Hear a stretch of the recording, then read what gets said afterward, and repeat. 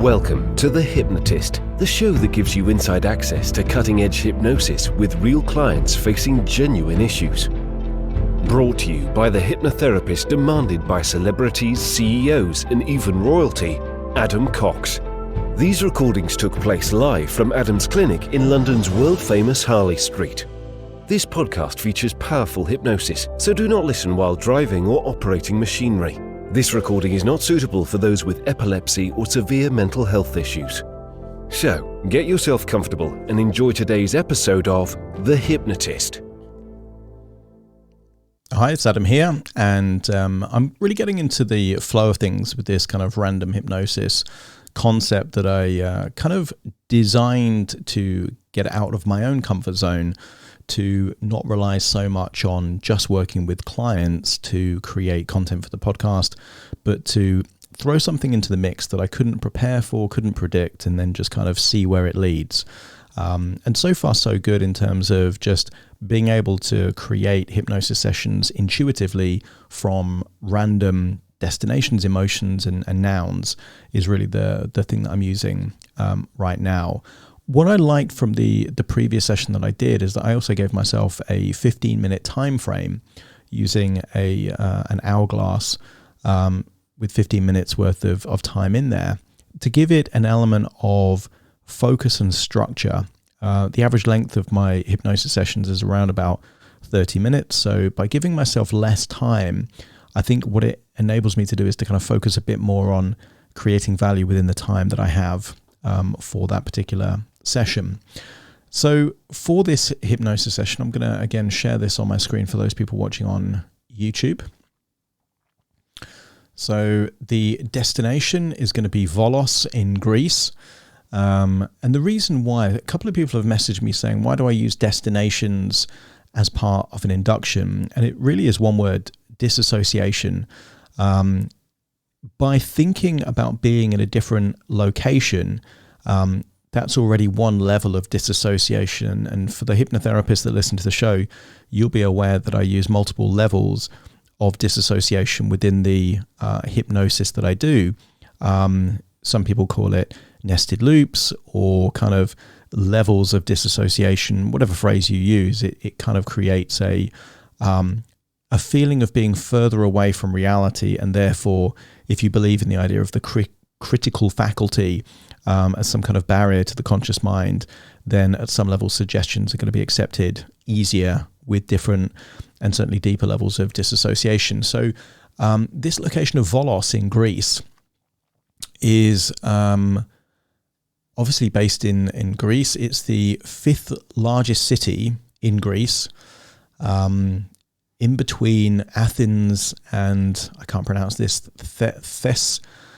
Thessaloniki, I'm going to guess that is. It's an industrial city with a large port. So again, that could be used as part of the hypnosis session. There are a few hidden gems there. So I'm going to go straight to the images. Certainly, well, that's a blurry picture. So a big port, industrial city.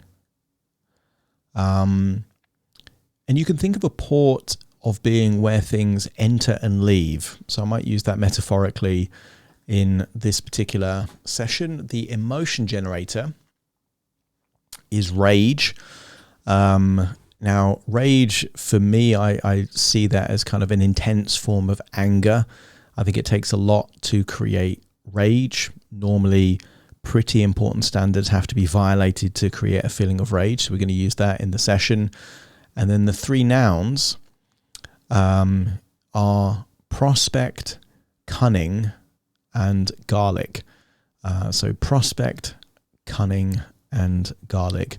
Now, for those of you that kind of might be listening to this and saying, right, where is this going to go? I have no idea. That's the whole point of it. It's entirely randomly generated. Would I have naturally thought of the 5th largest city in Greece as a location for an induction? No, I'm probably going to choose like a beach in the Maldives or something like that. Would I choose rage? It's quite a destructive, resourceful state, quite an emotional intense, normally has collateral damage if you're in a state of rage. And things like garlic, isn't a particularly useful thing. But that's the whole point of this kind of random hypnosis, to see where completely unrelated words and destinations take the hypnosis session to. So I'm going to turn my hourglass over. It's a 15-minute hourglass. For those of you watching the video, you'll be able to see me holding it right now. And effectively, let's do the hypnosis. So find a quiet place where you won't be disturbed. If it's safe to do so, when I say close your eyes, then close your eyes, because you're going to get a better experience for it. But if you can't, then just kind of pay attention to the words. But really, you should only be listening to this if it's kind of safe, and certainly not if you're driving or using complicated equipment and things like that. So get yourself comfortable and let's start.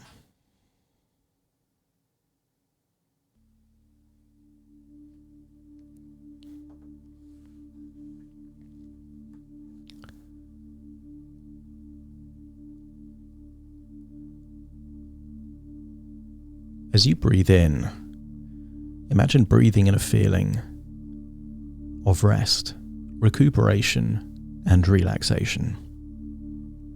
As you exhale, just imagine anything that is no longer necessary for you right now starts to leave your body.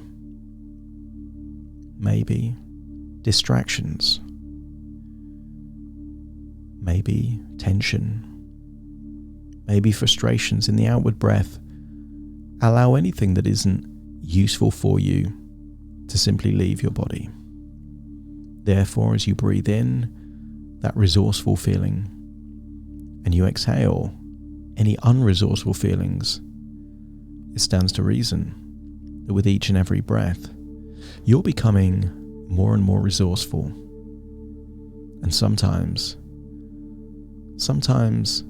feeling relaxed is a way to oil the cogs and to experience the hypnotic phenomenon more efficiently, easier. And I don't know which of the hypnotic phenomenon you may experience. Some people experience time distortion, an altered sense of reality, a feeling of derealization where they're not quite in their own body.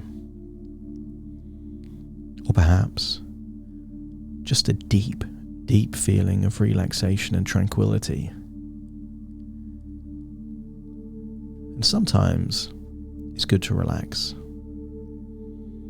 but sometimes it's not necessary. Relaxation is good when we need to unwind, but sometimes it's useful to figure out those things that are completely unacceptable in our lives. Maybe you've heard of toxic relationships, toxic people, toxic situations, toxic environments. And I want you to really think about a way of thinking, which is anything that you're not changing, you are choosing. And I want you to imagine that you are far, far away. I want you to imagine you are in Greece, but not one of the picturesque Greek islands, sandy beaches, no. I want you to imagine you are in an industrial city, a large city by the coast with a large port, and you can see big cargo ships coming in and coming out. You can see big lorries, perhaps transporting the cargo that's come in from those big ships, transporting them to maybe other cities and warehouses elsewhere in Greece. And I want you to get a sense that in many ways, the port is where everything comes in and everything goes out. As you get a sense of being almost able to see this city from above, a bird's eye view, I want you to get a sense that if this city was your life, or perhaps your mind,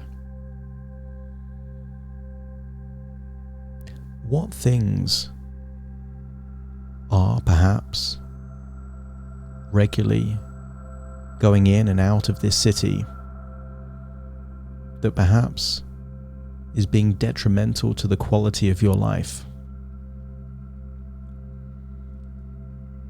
And that may be a person that treats you in a way that is disrespectful or rude. Maybe it's a career choice, a job, where they take advantage, maybe of your time, or even your personality, not to have confrontation. I want you to get a sense that just as every ancient city had borders that needed to be defended, what boundaries do you need to create in your life to ensure that your city is healthy? I want you to think that every relationship, every situation, every habit is a prospect. It has the potential to be good, bad, or indifferent. And you need to decide which in your life do you want to welcome in through your port, and which do you need boundaries and walls to ensure never gets in. I want you to get a sense that you intuitively already know. You know because it affects your emotions. And one of the clearest signs that someone is taking advantage, not respecting your boundaries, your values, or even you as a person, is anger. If you feel angry with yourself or perhaps angry with others, it's perhaps because there are people, situations, or perhaps environments that are negatively affecting the quality of your life. I also want you to get a sense that quite often these toxic people or toxic environments or situations can be quite cunning. It's not unusual for someone to try and take advantage, and the moment you question their motives or complain, try and reflect it back on you. Make you feel unreasonable, perhaps silly or stupid. And the clue will always be in the emotion that you feel afterwards. The clue is in the anger that you feel. And I want you to get a sense that there are at least 3 key things in your life that if you were to create a new rule, a new boundary, if you were the portmaster of your own city and didn't allow these 3 things, perhaps people, relationship situations, or moments into your life, that you would feel relieved. You would feel that there would be less anger in your life.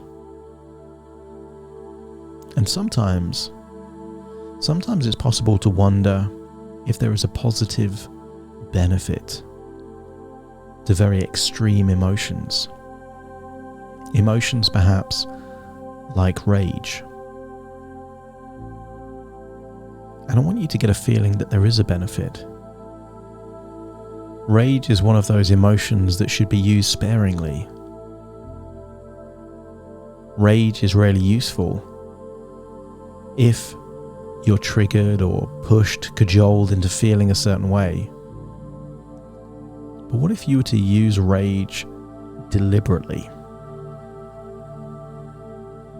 What if rather than the toxic people, places, environments in your life, rather than them being cunning, what if you were the cunning one?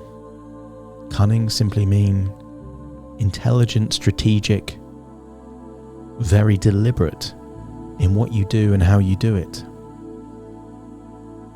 And I want you to think of these situations, because perhaps the easy thing to do would be to just prevent these big cargo ships of toxicity entering your city. But there is another option: to clearly communicate boundaries.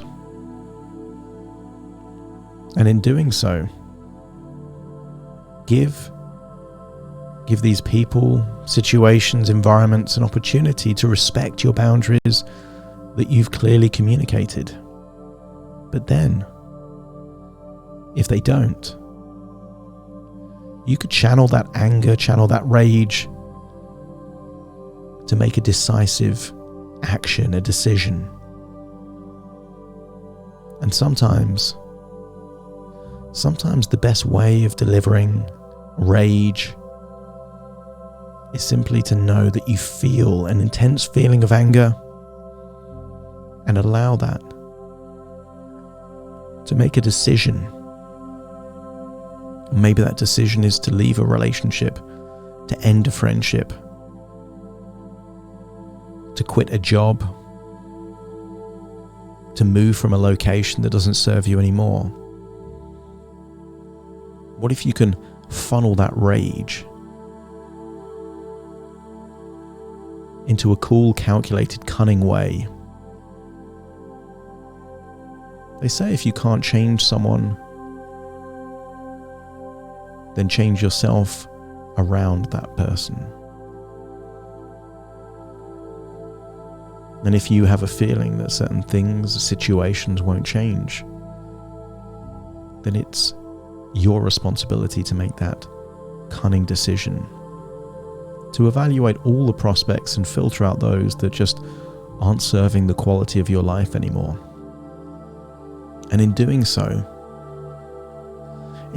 you create a new boundary based on location, proximity, your willingness to communicate, respond, interact. Allow the rage not to be physical, but a conscious, energized decision. Because when people do things from a place of anger, it's normally a sign that a rule was broken once too often. The straw that breaks the camel's back, the point of threshold at which there is no return. And in doing so, a new boundary, an enforceable boundary, is created. And I want you to get a sense, as you look at this city from above, what it would be like to make those decisions, the decisions that need making.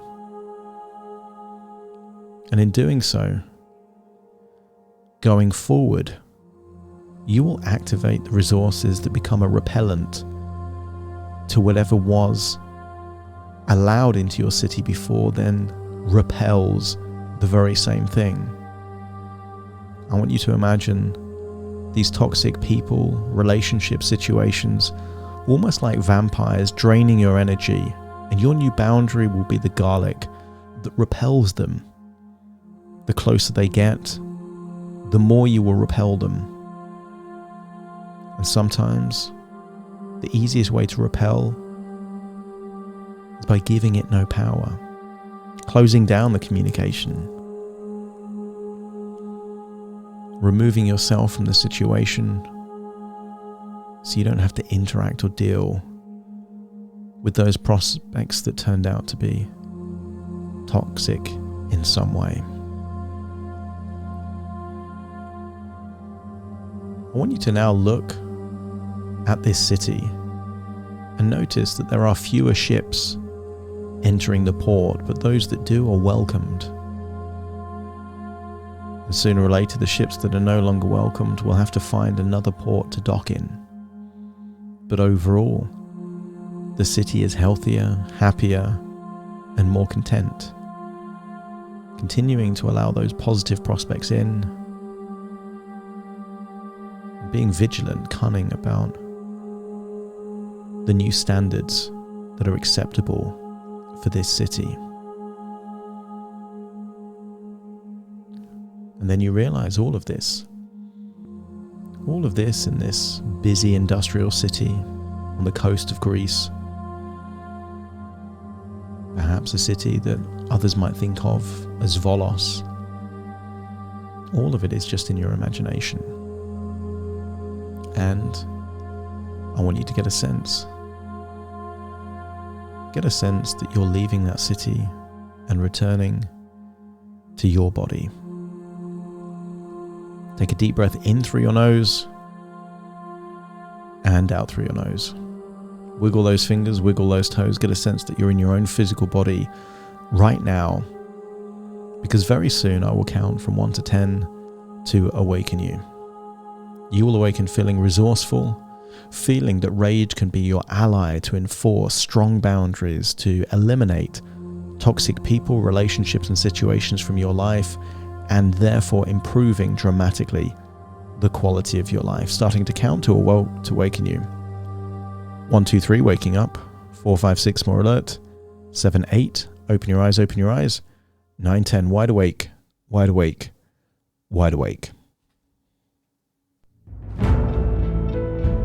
Thank you for listening to The Hypnotist with Adam Cox, the show that gives you inside access to cutting-edge hypnosis with real clients facing genuine issues. To automatically receive the latest episodes, please subscribe. If you'd like to support the show, please share this episode with just one friend you think it could help. And if this episode helped you, please leave us a 5-star review.